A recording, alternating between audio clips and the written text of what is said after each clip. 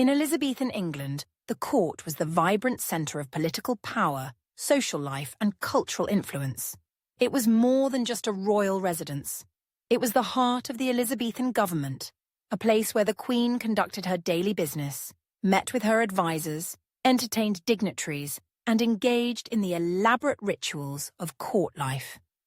The court served as a stage upon which the monarch displayed her authority, wealth, and status, reinforcing her image as a powerful and majestic ruler. It was a dynamic environment filled with courtiers, diplomats, nobles, and foreign ambassadors, all seeking the Queen's favour and vying for influence.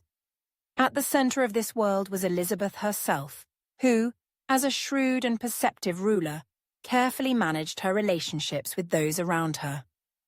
Among the many courtiers, a few stood out as Elizabeth's favourites, men who enjoyed her special confidence and attention.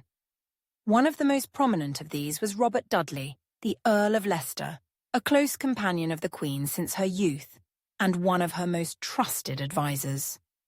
Their relationship was the subject of much speculation and gossip, and while Dudley's influence was significant, Elizabeth always maintained control, using her favour to keep him loyal without granting him excessive power.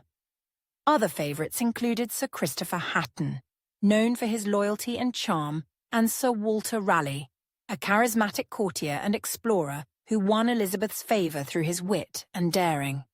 Political power in Elizabethan England relied heavily on access to the Queen, and the court was the primary arena where this access was sought and granted. Those who were closest to Elizabeth, whether through friendship, service, or personal appeal, were often able to exert the greatest influence over decisions of state.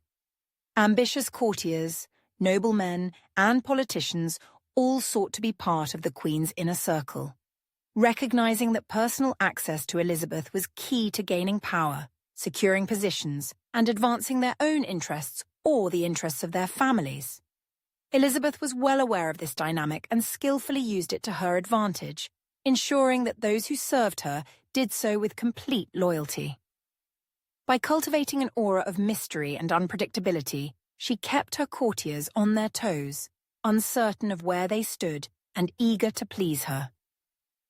To maintain loyalty and control over her court, Elizabeth employed a system of patronage, which was the distribution of favours, offices, titles, and grants.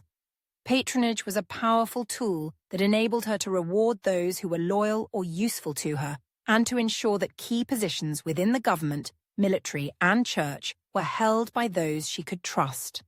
The granting of titles, land, lucrative positions, or exclusive trading rights was not just an act of generosity, but a strategic move that reinforced the recipient's allegiance to the Queen.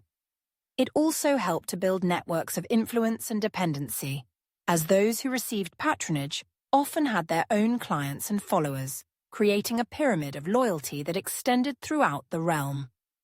This system of patronage was crucial in a period where the stability of the monarchy depended heavily on personal loyalty rather than formal institutions. By controlling the flow of patronage, Elizabeth maintained a delicate balance among the competing factions at her court. She used it to ensure that no single noble or group could become too powerful or challenge her authority.